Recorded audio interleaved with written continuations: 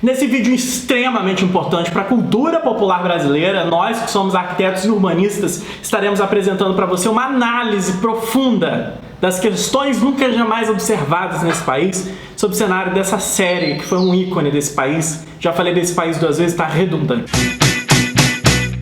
A Grande Família, que é um clássico da televisão brasileira, é uma série produzida pela Vênus Platinada de Rede Globo e é um remake da mesma série, também da Vênus Platinada, dos anos 70, agora em 2001. A série ficou no ar de 2001 a 2014. Sendo assim a terceira série mais longa da televisão brasileira, ficando atrás apenas da Turma da Mônica e da Escolinha do Professor Raimundo. Vamos ao programa de necessidade então. É uma casa com um casal, com 2 filhos, o avô, a dona da casa mora com o pai e ainda tem uma inquilina atrás, que é amiga dela. E os 2 filhos, cada um tem namorados. O somatório total dessa casa são o quê? Mais ou menos umas 8 pessoas. A história dessa residência é muito interessante. Ela reflete o casamento da dona Nenê com o Lineu, que aconteceu no intervalo entre os anos 70 e 80. E a casa ela permanece com esse estilo meio anos 80, que é realmente retratando a história do casamento desses dois. Ainda sobre a casa, então, para atender esse programa de necessidades que a gente levantou, uma sala,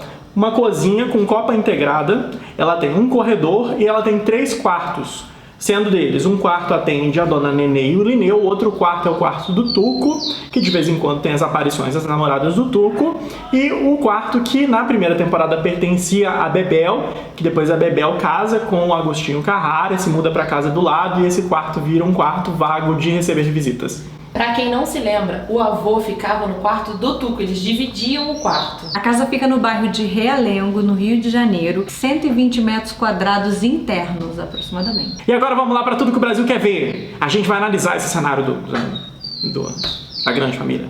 Nessa foto, a cantora Camila Cabello tá com o Lineu, nessa cena maravilhosa dessa série. Olha essa porta de ferro com vidro. Gente, a porta de ferro trabalhadinha com arabescos. Gente, vamos começar pela sala, então. Analisando essa sala, que é o cartão de visitas da Grande Família, onde aquela foto clássica foi feita por volta dos tempos. A gente tem, já começando na sala, clássico dos clássicos do Brasil, essa estante de madeira.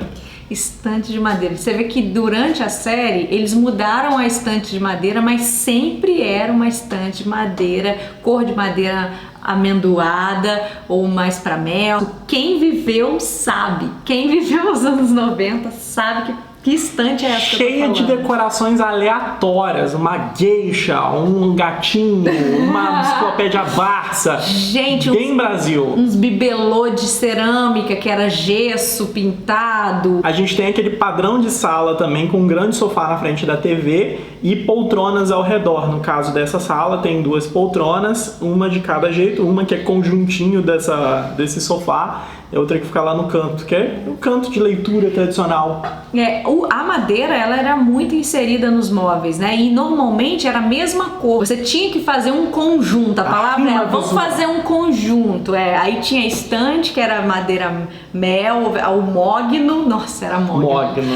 A estante que era mogno, o sofá tinha detalhes mogno, a mesa de centro era mogno, a mesa lateral mogno, é a questão da caricatura, do exagero e também da rima visual. Uma coisa que eles reproduziram muito bem foram quadros aleatórios. Você não tem uma composição, você tem uma composição de quadro, mas ela não é satisfatória. E não tem uma intenção de conjunto. Um quadro é uma fotografia antiga da casa, outro quadro é uma praia, o outro quadro são várias fotografias aleatórias de lugares. Essas paisagens que tem uma casinha do campo. Uma coisa que a gente repara, que também é um recurso de TV, para poder entrar mais iluminação, eles aumentaram a quantidade de janelas. Também nas casas antigas tinha mais ventilação, mas aqui é um estado exagerado, né? A gente tem 2 janelas enormes no cômodo da sala, no quarto do Tuco a gente também tem mais 2 janelas enormes, você vai ver a quantidade de janelas se reproduzindo. Vamos falar agora da questão da copa. Nessa copa, a gente tem a evolução da mesa que antes era redonda, que a Nenê e o Lineu se casaram entre os anos 70 para 80, e nessa época, dentro da arquitetura de interiores, começou uma invasão de cores, formas e tudo ganhou cantos arredondados. E aí a mesa, na época, reproduzia isso. Depois, com o passar do tempo, as pessoas vão trocando de móvel e a grande família também foi reproduzindo isso. Colocaram essa mesa que é também um clássico nacional, que é a mesa de madeira de 6 lugares. A questão da rima visual. Com essas cadeirinhas, mais quadros aleatórios na parede, agora de outras formas que exploram novas plasticidades. Isso, começa a entrar coisa japonesa, começa a entrar bibelozinho de cerâmico, lex. Eu não preciso nem falar desse jarro maravilhoso de abacaxi que Dona Gisele Lima, arquiteta, vai comprar um aqui pro escritório depois desse vídeo, vai realizar o sonho dela, contra a vontade de Dona Flor, que está por trás das câmeras, com uma cara de revolta profunda, mas é questão da grande família, né, Brasil? Gente, essa cozinha é maravilhosa e ela retrata exatamente os anos 90, os anos 80 e 90. Nós começamos a fazer o móvel modulado e muito inicialmente os fabricantes tinham um negócio que chamava nicho diagonal. Queima, Senhor, todos os nichos diagonal do mundo. Eu odeio nicho diagonal. Queima, Senhor, tá com o pau doido. Amei. Eu também queria dizer que eu odeio, vou falar com ela, Brasil. Tá, brincadeira. Quem gosta de nicho diagonal, tudo bem. Nada contra quem gosta de nicho diagonal, vários amigos que são. Vamos lá. Tem a fruteira tradicional do Brasil, essa fruteira que ela é escalonada, cabem bastante frutas e também decorações de fruta. Não basta só fruta, você ainda tem a banana reproduzida, né, em todos os ambientes aí. É um clássico que a gente viu de curiosidade também dessa cozinha, é que no Brasil é muito comum as pessoas fazerem um conjuntinho da mesma coisa. Na casa da minha mãe, por exemplo, quando ela se casou, tudo era de tulipa. Aí na casa da minha tia era tudo da vaquinha. Na casa da Dona Nenê, por conta do clássico dessa jarra que aconteceu na série, as decorações elas eram de fruta. Frutinha, é. Então era ou abacaxi ou a banana, e a fruteira da cozinha era uma banana. E tudo muito frutas, muito tropical, muito Brasil, muito Carmen Miranda. Ai, que Carmen Miranda, que loucura, que badalo. A questão do sugar, que na verdade é... Nossa, o sugar. O sugar é marca. Sugar. É marca. A questão do sugar. Uma coisa que eu observo bastante nessa cozinha é a quantidade de ventilação que tem nela. A maioria das casas, as cozinhas não ventilam tão bem. E aí na casa da Dona Nenê, esse problema foi completamente solucionado, provavelmente porque a Dona Nenê contratou um arquiteto. Esse é o vidro que representa o Brasil, esse aí. É tipo um corrugado. Eles pegaram todos os clássicos do Brasil e atiraram jogaram, inclusive a mesma galinha de louça, aquela galinha que você abre, né? 2 galinhas de louça, né? Uma em cada canto. Exatamente. E os potinhos de sal de café. A questão da cenografia foi muito bem feita, Impecável. porque é Impecável. Completamente empática. Impecável. Você olha pra casa como um todo e você identifica pelo menos alguma coisa que você já fez. Exatamente, pelo menos uma coisa que seja. O puxador dos móveis são um clássico que, inclusive, há uns anos atrás tinham voltado com tudo, que é o puxador embutido, porém ele é metálico, faz um rasgo, você encaixa, né, e trava. É um clássico assim. da arquitetura de interiores americana também, dos anos 80. Que foi que a gente introduziu, por nós, pegou, virou moda. Próximo ambiente vai ser o quarto do Tuco, que reproduz o ambiente de um quarto de um cara jovem, solteiro. E aí a gente vê também a questão da janela, 2 janelas. E aí outro clássico que eu já me identifico, porque eu já tive isso em um dos quartos antigos meus, é a persiana de escritório no quarto. Que às vezes a gente não consegue pensar em tudo, ou nem sobra dinheiro para você colocar cortina em todos os cômodos, aí você opta pela persiana mesmo. Eu observo muito também que o guarda-roupa embutido com a porta de veneziana, pintado de branco. Fazia questão de ter a borda trabalhada. De falar, olha, aqui é um armário, tá aqui. Tinha uma preocupação grande com a ventilação, que na minha opinião era muito melhor. Era difícil mofar porque ele tinha ventilação. Furadinho, né? Era todo furadinho. Você tem a versão furadinha, que é o Muxarabi, que usava muito também, e tem a veneziana. Tem, o Muxarabi. Muxarabi. Eles usaram todos os elementos da arquitetura brasileira colocar. A cenografia é muito foi tradicional, muito feliz. Esse outro ambiente, que é o quarto da Bebel. A Bebel habitou ali antes de casar com Agostinho Carrara. É um quarto também tradicional, que a gente tinha o revestimento até metade da parede, o papel de parede cor-de-rosa e o resto da parede pintado de tom pastel, várias iluminações. O papel de parede tinha um filete de roda-meio. Você vê realmente que esse quarto é um quarto abandonado. A maioria das casas que os filhos crescem, se casam, vão embora, ficam com um quarto ocioso desse tipo. Você vê que os móveis foram realocados, parece que os móveis que sobraram na casa eles enfiaram ali no cenário do que era da Bebel e ficou um armário com algumas tranqueiras, um ursinho de pelúcia, vários quadros que eles não queriam colocar na sala. E é isso aí, Brasil. E ainda na cor mogno.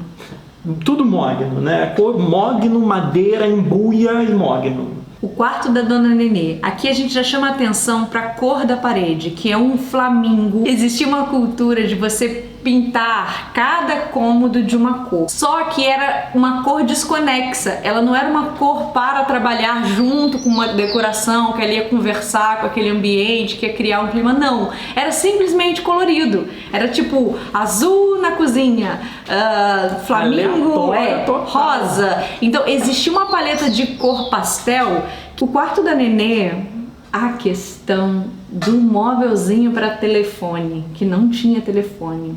Que foi readaptado, né? Exatamente. Eu acho que já tinha um telefone em algum lugar e eles tiraram. Esse quadrinho aqui, todo quadradinho, cheio com um bibelozinho pequenininho em cada nicho. Coisas de biscuit. Na verdade eram coisas de louça, mini xicrinha, mini... Gente, Entendeu? Mini, era uma moda de mini. Tinha aquelas tia que inventa, vou fazer curso de biscuit. Aí dá, ai que lindo que eu fiz de biscuit pra você, menina. Você fala, nossa, enfia ali. A fachada cenográfica da Grande Família é uma fachada mesmo. É arquitetura brasileira. É total Brasil. E, inclusive, ela, pra mim, ela é muito Art Deco. Que era o período da arte que a gente estava construindo muita coisa Art Deco nessa época, entre os anos 60 e 70. Eu acredito que essa casa seja realmente uma construção anterior. Isso, né? ela é mais antiga. Ela tem a intenção de ser mais antiga do que a decoração interna da casa. E ela é um Art Deco que faz referência ao Art Deco de Miami, porque ela tem cores, né? Eu tenho uma pergunta, Brasil, os nossos fãs estão loucos para saber. Qual o elemento preferido, Pablo? Qual o seu elemento preferido? Eu gosto desses 4 pilares falsos aqui de decoração, que eu acho eles um charme, uma coisa que eu vejo em muitas casas do Brasil. Eu tenho 2 elementos preferidos, para falar a verdade. Tem esses pilares e tem também o portãozinho dessa cor meio violeta que eu achei uma fofura. Compõe... Eu achei um espetáculo isso daqui. Então, o que eu mais gosto é o emprego aleatório do Cobogó na sala, que não aparece no cenário.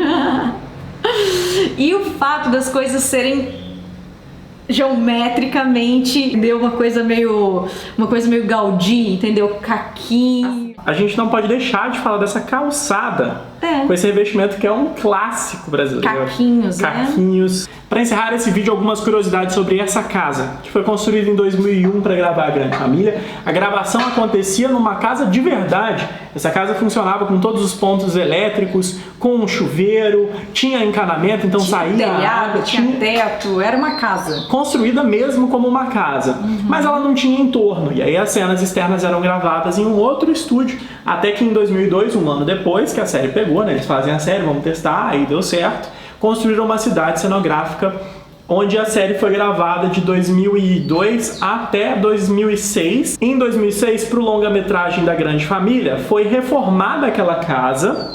E aí também foi reformada a cidade cenográfica, ganhando todas aquelas novas construções que tinham no entorno. E a mesma casa da Grande Família foi reproduzida em estúdio, para ficar mais fácil de gravar. Então a gente já tinha 2 cenários aí, das cenas externas. A casa ela ficava sem mobília, a casa original, e eles só colocavam mobília na casa quando precisavam gravar uma cena próxima de uma janela que ia aparecer o interior. E ficou bem mais caricato. O cenário após 2006, eles já tinham introduzido o conceito que era para ser toda referência à casa brasileira, e ficou cada vez mais caricato isso, a casa ficou muito mais colorida, os revestimentos já eram mais rosa. É que na primeira temporada, eles tinham muita preocupação com o realismo, em tentar projetar essa coisa da casa da avó. Aí deu muito certo. E pra segunda temporada, eles tentaram implementar bastante a coisa do caricato, que puxado muito mais pro lado da comédia. Essa coisa caricata, ela vem até o final, só que no final, além de caricato, eles tentam retomar um pouco a questão do realismo. Aí fica mais exagerado. Fica mais exagerado. E aí a gente vê isso com o uso exagerado do abacaxi, das frutas, mas também nos próprios personagens, na forma como eles se vestem, na forma como eles filmam. Tudo isso dá pra perceber com a série ao longo do tempo passando. Se você gostou, deixe o seu like, assine neste canal, inscreva, compartilhe com seus amigos a palavra da Vênus Platinada e também do canal Filetes. Estamos aqui também com Dona Flor, a voz por trás das câmeras. Oi, Brasil!